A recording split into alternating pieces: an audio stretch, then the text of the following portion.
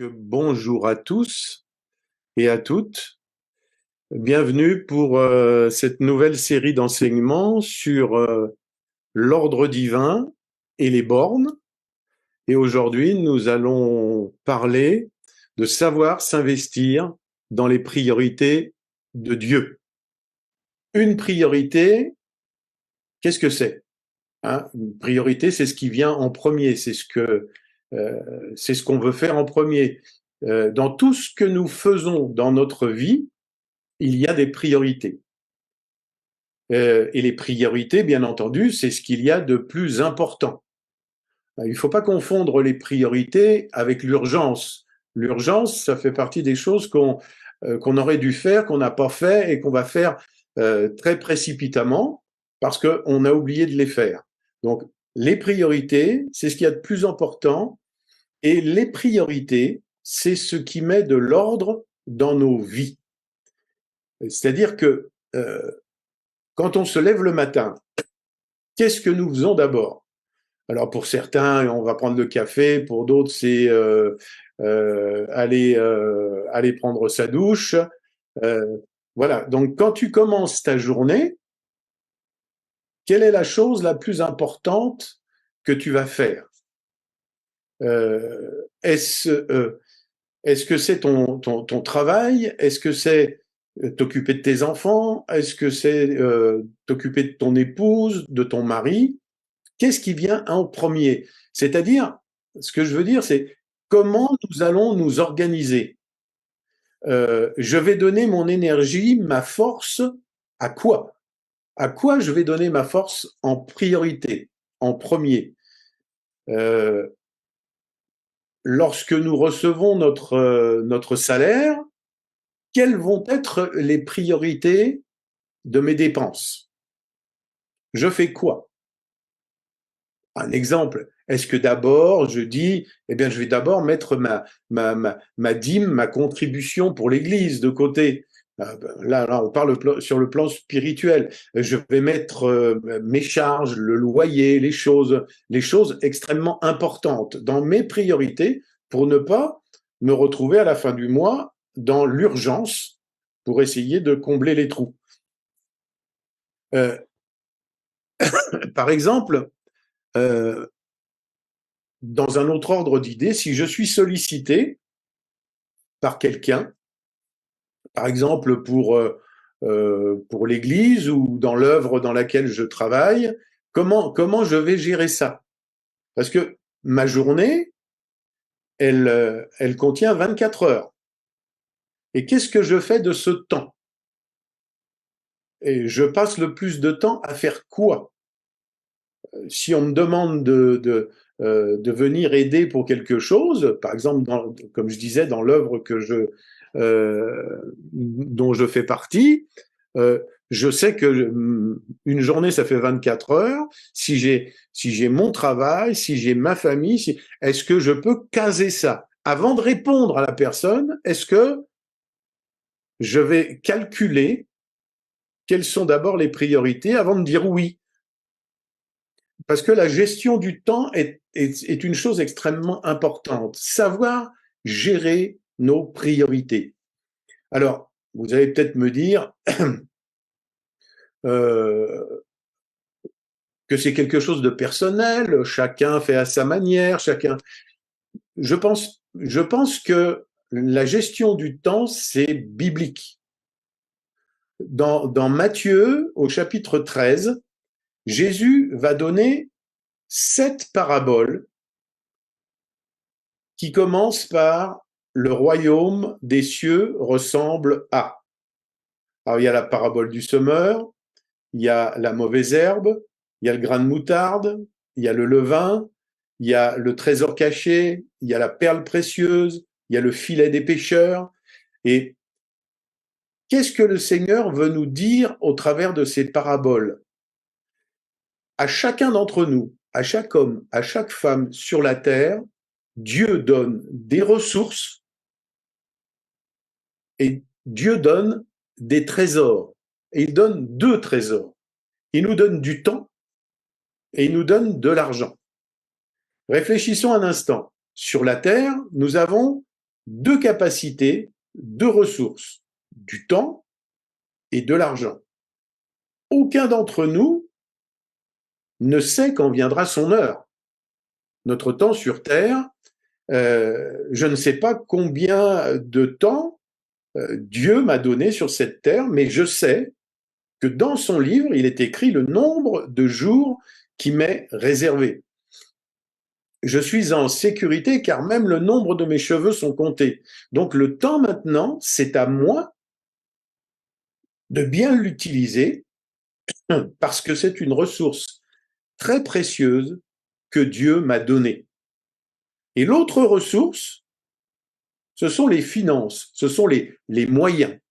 Et lorsque nous regardons les 7 paraboles, elles parlent toutes soit de temps, soit d'argent ou de moyens, ou soit des deux. Il y a toujours une question, une notion de temps ou une notion ou une notion d'argent, de moyens. Le Seigneur nous dit au travers de ces paraboles, qu'est-ce que vous allez faire des deux trésors que j'ai mis en vous, que j'ai mis à votre disposition? Vous savez, vous avez une graine et dedans, il y a Dieu nous a donné la puissance de Dieu, c'est l'évangile. Et comment on va l'utiliser? Quel est votre terrain? Comment vous allez faire pour la nourrir? Comment vous allez utiliser votre temps? Comment vous allez utiliser votre argent, vos moyens? Ça, c'est les priorités du royaume. Lorsque tes priorités ne sont pas organisées, il y a un trouble qui va prendre place dans ta vie de chaque jour et dans ta vie personnelle. Et c'est quelque chose de très important parce que le désordre peut détruire ta famille. Le désordre peut détruire tes finances, tes moyens. Le désordre peut détruire ta vie.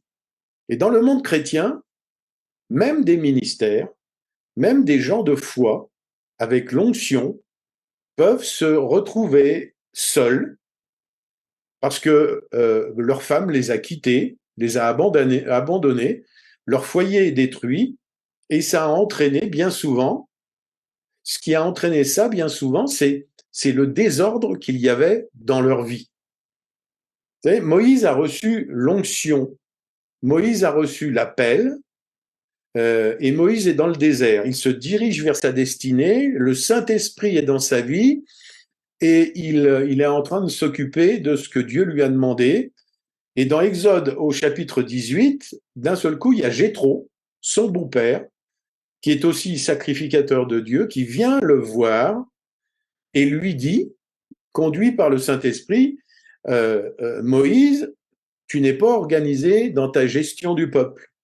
Tu fais tout, tu organises tout, tu gères tout, et si tu continues comme ça, tu n'arriveras pas en Canaan. Alors, qu'est-ce que ça veut dire? Ça veut dire pour nous, même si Dieu t'a parlé, même si tu as l'onction, et c'est ce qui trompe beaucoup de personnes, l'onction, la puissance, la sensibilité de l'esprit, même si tu as tout ça, tu n'arriveras pas à ton Canaan si tu es désorganisé. Le désordre est une raison pour laquelle tu n'entres pas dans ton destin. Beaucoup de chrétiens n'arrivent pas à leur destinée, et pourtant, Dieu leur a parlé, Dieu leur a donné les moyens, il leur a mis les moyens à disposition, mais ils n'atteignent pas le but parce que leur organisation, la gestion de leur temps, la gestion de leur argent, de leurs moyens, et tout ce qui est dans leur vie est complètement désordonné. Et Dieu dit à Moïse, par l'intermédiaire de Jéthro, tu vas t'épuiser, tu vas te fatiguer, et tu finiras par ne plus obéir à ce que je t'ai demandé. C'est exactement pareil pour les disciples. qui vont avec Jésus au jardin de Gethsémane. Jésus leur demande de rester là et de prier. Mais on s'aperçoit qu'ils ne peuvent pas. Il y a un poids spirituel qui leur tombe dessus. Ils sont fatigués. Alors, est-ce qu'ils en ont trop fait dans la journée? Ils n'ont pas pris le temps de se reposer et ils n'ont même pas pris le temps de se préparer pour la prière. Autre chose, lorsque Jésus a fait la multiplication des pains, regardez comment ça s'est passé. Il les a fait asseoir par groupe de 50. Il organise la distribution. Et une fois organisé, il y a la multiplication qui va se faire. Souvent, le chrétien se fait piéger et ne sait pas se préparer pour des temps spéciaux, pour des rendez-vous spéciaux. Par exemple, ce que nous faisons en ce moment fait partie des priorités, je pense, je suis convaincu que ça fait partie des priorités de Dieu pour notre vie. On a besoin de grandir spirituellement, de s'exhorter les uns les autres. Mais la Bible nous dit aussi que l'esprit est bien disposé, mais la chair est faible. Et dans l'exemple de tout à l'heure, les disciples, eux, qui étaient avec Jésus, se sont endormis. Ils ne se sont pas préparés dans la prière pour ce qui allait se passer le lendemain avec Jésus. Et bien sûr, on connaît la suite, ils l'ont renié. Jésus, lui, malgré toutes les activités qu'il avait eues, il s'est préparé. Il a pris le temps de prier, de prendre du temps avec le Père. Alors que les disciples étaient tellement fatigués qu'ils n'ont pas pris ce temps. Ils ne se sont pas préparés. Beaucoup vivent des drames ou ont vécu des drames dans leur vie parce que au moment où ils auraient dû être debout, prêts à lutter, ils étaient fatigués, ils étaient épuisés, ils étaient sans ressources. L'ordre divin, c'est savoir faire les bonnes choses au bon moment. Le désordre, c'est faire les mauvaises choses au mauvais moment. Mais ça peut être faire les bonnes choses, mais au mauvais moment.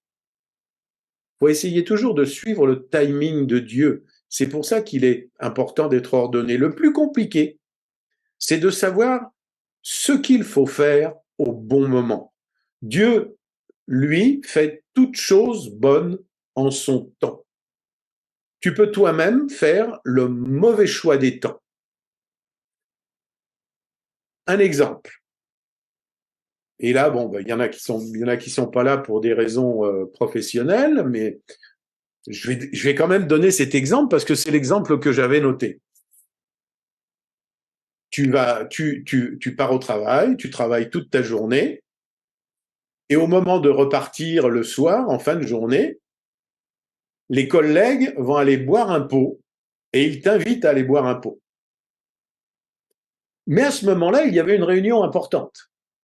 Enfin, une réunion entre chrétiens ou voilà, quelque chose qui était programmé.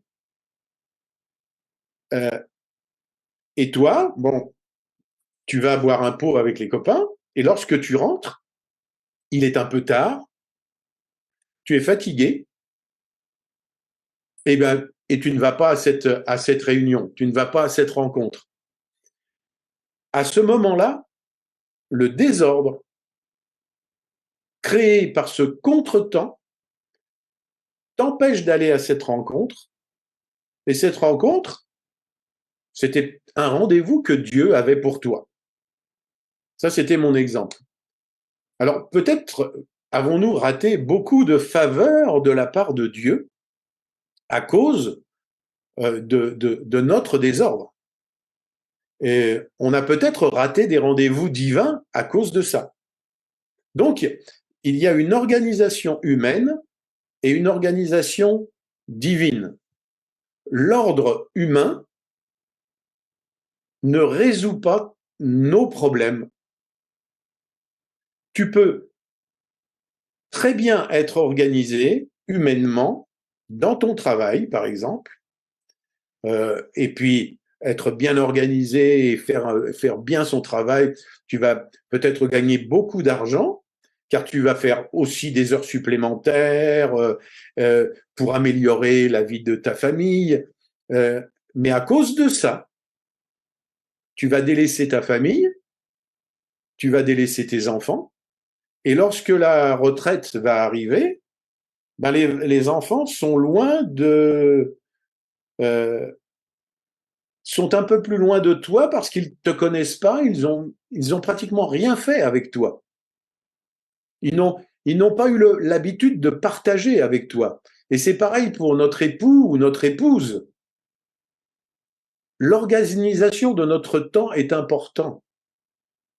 Euh, Bien sûr, on doit travailler, bien sûr, on doit nourrir notre foyer, mais il y a un moment donné, on doit donner des priorités parce que c'est important pour notre vie. Euh, tous ces motifs, dans le monde, c'est louable, c'est honorable, les gens même vont applaudir. Parce que c'est pour pouvoir avoir un petit peu plus à manger, c'est pour avoir un peu plus de biens matériels, etc. Mais ça ne fait pas tout. La Bible dit, tu ne mangeras pas du pain seulement. Sinon, c'est du désordre. Les mauvaises priorités créent du désordre. Professionnellement, tu peux être organisé, mais dans l'ordre divin, tu peux être désordonné.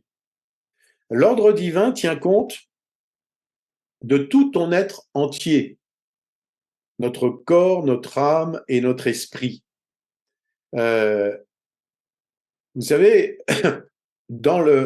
sur le plan spirituel, il peut y avoir aussi du désordre. Il y a certaines personnes prient ou vont à l'église toute la journée. Toute la journée, ils vont faire des activités pour l'église. Dès qu'ils sont un peu libres, ils vont faire des activités pour l'église. Et ça, c'est du désordre, parce qu'ils vont négliger leur famille. Trop d'activités. On sait de quoi nous parlons, n'est-ce pas? Parce on l'a vécu. Euh, on va négliger notre famille, on va négliger nos enfants, on va négliger notre épouse pour se consacrer aux œuvres, pour se consacrer peut-être au ministère, et on va en oublier des choses qui font partie des priorités. S'occuper de l'œuvre de Dieu, oui, mais n'oublions pas que notre famille, notre foyer, c'est l'œuvre de Dieu également. La Bible ne dit pas de chercher l'œuvre de Dieu. Point. Ou de chercher le royaume de Dieu. Point. Elle dit chercher premièrement. Car ça veut dire qu'il y a un deuxièmement, un troisièmement, un quatrièmement, c'est-à-dire qu'il y a un ordre. Chercher premièrement, c'est-à-dire chercher en premier, oui, mais ensuite il y a d'autres priorités. On ne fait pas qu'une seule chose. L'ordre divin doit m'aider à m'organiser spirituellement, émotionnellement et physiquement. L'ordre divin va permettre à ce que tout ce que Dieu m'a donné puisse croître. Mon argent va croître, mon amour va croître, ma vie de prière va croître. Si je suis organisé, je vais être dans le repos, je vais avoir la paix. Les lois de Dieu sont des vérités immuables. Dieu soutient l'univers par ses lois. Et pour respecter l'ordre divin, on doit se discipliner. Nous vivons des saisons dans notre vie. Nous, on en est déjà à une certaine saison avec Jocelyne. Mais on vit tous plusieurs saisons. Enfant, jeune homme, célibataire, homme marié avec des enfants, avec ou sans travail, etc. Il y a retraité, enfin, il y a plein de stades, il y a plein de saisons. Et à chacune de ces saisons, il y a un ordre, il y a une organisation que tu dois mettre en place à chaque nouvelle étape de ta vie. Tu ne vas pas organiser ta vie de la même manière lorsque tu es marié sans enfant et lorsque tu es marié avec enfant. Au moment de partir au travail, ce n'est pas le moment de prier. Même si tu te sens bien dans la prière, même si l'onction descend sur toi, parce que tu vas arriver au boulot, tu vas être en retard, et si tu donnes comme excuse que tu avais l'onction, ça va créer du désordre dans ton travail, n'est-ce pas? Donc, euh, j'avais noté, la première loi de l'ordre divin, c'est la loi qui nous emmène de la confusion au repos. On pourrait aussi l'intituler la loi du tohu-bohu au sabbat. Aller du tohu-bohu au sabbat. Je m'explique. Donc, on sait que le chiffre 7 est très important et le cycle 7 est très important. Il a été créé par Dieu 7 jours. Comment ressentir, percevoir que Dieu veut que je m'organise autrement, que j'entre dans une nouvelle saison, donc dans une autre organisation avec d'autres priorités. Dans Genèse chapitre 1, la Bible dit que la terre était informe et vide. On ne va pas faire un cours là-dessus, mais ça voulait dire qu'il y avait le tohu-bohu. Le tohu-bohu, ce qui veut dire informe et vide, va créer quelque chose. À chaque saison nouvelle, à chaque nouvelle étape de notre vie, à chaque nouvelle situation, il y a le désordre. On n'est pas bien organisé, on n'est pas bien réglé, parce que si tu regardes dans le rétroviseur à l'organisation que tu avais dans la situation précédente, par exemple, j'étais marié mais j'avais pas d'enfants et maintenant je suis marié, j'ai des enfants. Si tu travailles si tu vis, si tu t'organises de la même façon, tu vas créer un problème. Par exemple, quand tu rentres dans le mariage, il y a un tohu. Quand il y a un enfant, quand tu vas avoir un enfant, il va y avoir un tohu. Quand tu vas avoir un nouveau travail, si tu changes de travail, il va y avoir un tohu. Et lorsque tu comprends le principe de l'ordre divin, ce désordre qui a été créé, ce tohu, on va comprendre ce que Dieu veut pour nous, ce qu'il veut de mieux, de plus grand pour nous. Et ce tohu, ce désordre, annonce une nouvelle organisation. Et le tohu est suivi du bohu, c'est-à-dire le vide. Ça veut dire que toi, tu te retrouves dans une situation où tu n'as pas de ressources, tu n'as pas de force, tu n'as pas la puissance pour régler ça, pour gérer ça. Et la Bible dit, il y avait le tohu-bohu et Dieu dit que la lumière soit. Et la lumière fut. Quand une nouvelle saison, ça veut dire tout simplement que quand une nouvelle saison arrive, quand un tohu-bohu arrive, c'est que la voix de Dieu est prête à annoncer, à te parler, à te mettre de la lumière sur ta situation et à te donner une nouvelle vision sur l'avenir et te permettre de régler le problème. C'est en compagnie de Dieu qu'on va gérer cette nouvelle situation. C'est la raison pour laquelle on doit garder notre calme en toutes circonstances et fixer les yeux sur notre Dieu, sur sa parole, parce qu'il va nous éclairer dans cette nouvelle saison. Comme on l'a vécu déjà, Xavier et Antoinette l'ont vécu, nous on a vécu une nouvelle saison. On parlait de saison spirituelle. Il y a eu un moment, il y a eu un tohu-bohu, et la seule chose qui nous a fait sortir de ce tohu-bohu, bien, c'était de nous trouver dans la présence de Dieu, devant la parole de Dieu et d'écouter Dieu et d'attendre que Dieu nous mette la lumière sur la situation, nous éclaire sur cette situation et nous donne les moyens d'aller et de gérer cette nouvelle saison. Comme il est dit dans la Bible, on ne met pas de vin nouveau dans de vieilles outres. Le vin nouveau, c'est ce qu'il y a de nouveau dans notre vie. Ce sont des faveurs nouvelles. L'outre ancienne, c'est la saison ancienne, avec un ordre et des principes anciens. Les nouvelles faveurs passent par une nouvelle organisation. Toute nouvelle situation, toute nouvelle direction demande une nouvelle organisation et une bonne gestion. Nous devons comprendre le pourquoi de cette situation. Quand Dieu donne des directives, quand Dieu donne des directions, quand il donne des nouvelles saisons, nous devons comprendre pourquoi il les donne afin de saisir ce qui est prioritaire.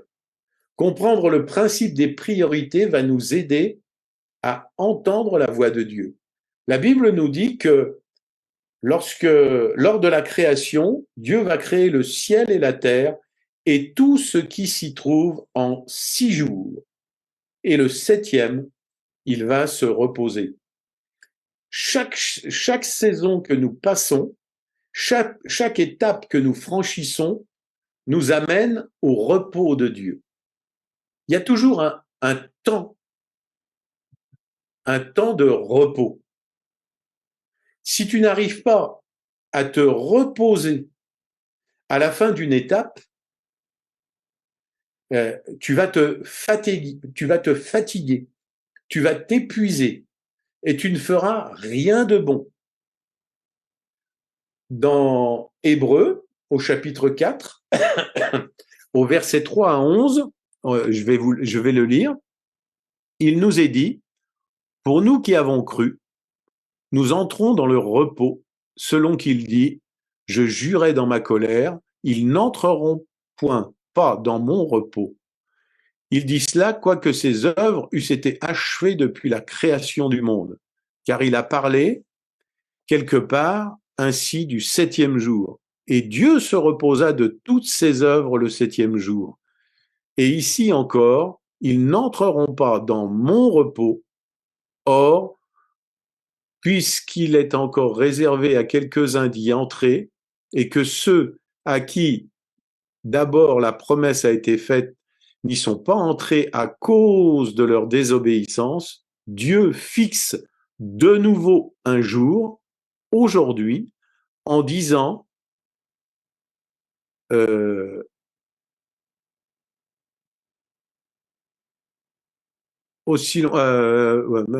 aujourd'hui, si vous entendez sa voix, n'endurcissez pas vos cœurs, car si Josué leur eût donné le repos, il ne parlerait pas après cela d'un autre jour. Il y a donc un repos de sabbat réservé au peuple de Dieu, car celui qui entre dans le repos de Dieu se repose de ses œuvres comme Dieu s'est reposé des siennes. Efforçons-nous donc d'entrer dans ce repos afin que personne ne tombe en donnant le même exemple de désobéissance. C'est un peu long, mais Dieu cherche à ce que nous soyons dans le repos, dans la paix. Toute organisation divine vise le repos. Travailler, faire continuellement sans se reposer, c'est mal faire. Dans le cycle divin de 7, il y a le repos, le 7e jour. C'est une loi de gestion. Qu'est-ce qu'on pourrait donner comme exemple? C'est un exemple basique que j'avais noté. Tout le monde ne fait pas la même chose, hein. Mais moi, quand je range mes habits, bien souvent, je les mets dans un certain ordre. Ce que tu mets tous les jours ou ce que tu mets régulièrement, tu vas le mettre en premier, au-dessus. Pourquoi? Parce que c'est facile à prendre. Et ce que tu mets rarement, ou pour des occasions spéciales, tu le mets en dernier, en bas ou au fond de l'armoire, enfin bref. Et c'est pareil, c'est aussi pareil pour les outils. Il y a ce qu'on utilise tous les jours régulièrement et il y a ce qu'on utilise moins. Les papiers, c'est pareil. Ça s'appelle ranger dans l'ordre. Mais si tu prends quelque chose, j'en connais personnellement qui font un petit peu ça. Quand tu prends quelque chose, tu déplaces ces choses et après tu ne les ranges, tu ne les remets pas, tu ne les ranges pas dans l'ordre. Et il y a quelqu'un qui vient te voir, bien sûr les choses sont rangées. On a l'impression que tu es quelqu'un d'ordonné, mais non, c'est pas bien rangé. C'est en désordre parce que tu les retrouves pas tes papiers. Il va falloir que tu fouilles un peu partout pour aller chercher au fond d'une pile quelque chose que tu as besoin maintenant. Ça s'appelle du désordre. Parce que lorsque tu vas chercher ces affaires, tu vas mettre plus de temps pour pouvoir les retrouver. Alors que l'ordre va te permettre de faire moins, de, de moins transpirer, et ça va te donner du repos, ça va te donner plus de temps. Ça va te permettre de faire des choses plus détendues, plus tranquilles, plus calmement. L'intelligence créative, l'organisation qui amène l'efficacité est faite dans le but de se décharger. Quand on demande, mais ayons de l'ordre, soyons ordonnés, soyons rigoureux dans certaines choses, ça va nous amener à être plus cool, plus calme, plus tranquille, plus dans le repos. Ordonner, organiser notre vie familiale, ordonner et organiser notre vie de couple va nous amener dans la paix, dans la réussite, dans le repos, dans la prospérité. C'est le principe de Dieu qui a créé, c'est exactement pareil, qui a créé les fruits, la nourriture pour l'homme. Il a dit dans Genèse 1,29, et Dieu dit, voici, je vous donne toute herbe portant de la semence, et qui était à la surface de toute la terre, et tout arbre ayant en lui du fruit d'arbre et portant de la semence. Ce sera votre nourriture. Dieu a créé une fois les arbres fruitiers, le blé, tout ça. Après, il s'est reposé. Dans le fruit, il y a la semence, il y a le noyau. Dans le blé, dans l'orge, tout ça, il y a la semence pour reproduire. C'est le même principe pour l'argent. Quand tu reçois ton salaire, tu penses à la semence pour multiplier cet argent. Pour notre couple, c'est pareil. Tu es heureux avec ta femme, et en règle générale, si on n'y prend pas garde, cet amour dure en général 5 ans avant de commencer à baisser. Ça nous dit simplement, si tu manges ta relation sans ressemer une semence d'amour qui va vous permettre de rester amoureux tout le temps, donc si tu manges tout sans ressemer, l'amour va disparaître. On est bien placé pour en parler, puisqu'avec Jocelyne, ça va faire 50 ans. Donc on a semé régulièrement ce qu'on a mangé. Donc ça c'est ta gestion de cet amour, c'est la gestion de ton foyer, de ton couple, qui va faire durer la relation. Pour entrer dans le repos de Dieu, tu dois être organisé dans tous les domaines de ta vie. Il y a une organisation, il y a des choses à respecter, il y a des lois divines à respecter, et c'est important pour que nous puissions nous épanouir, que ce soit spirituellement, dans notre vie de couple, dans notre vie personnelle, dans notre vie professionnelle. C'est quelque chose d'important. Voilà, j'ai brossé assez rapidement ce que je voulais partager avec vous et je vous dis je vous dis à très bientôt